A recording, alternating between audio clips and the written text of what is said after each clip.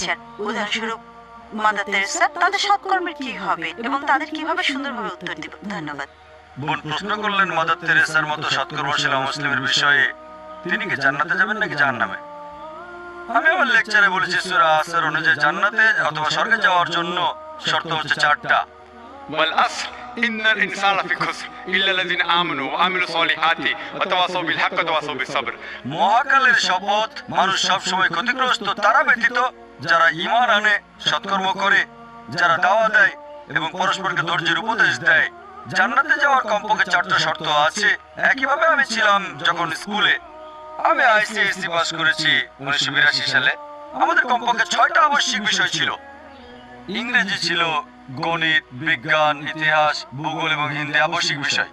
বোন, আপনাকে একটা প্রশ্ন করি, বিজ্ঞানে 6টা বিষয়ের মধ্যে 5টা বিষয়ে যদি 100তে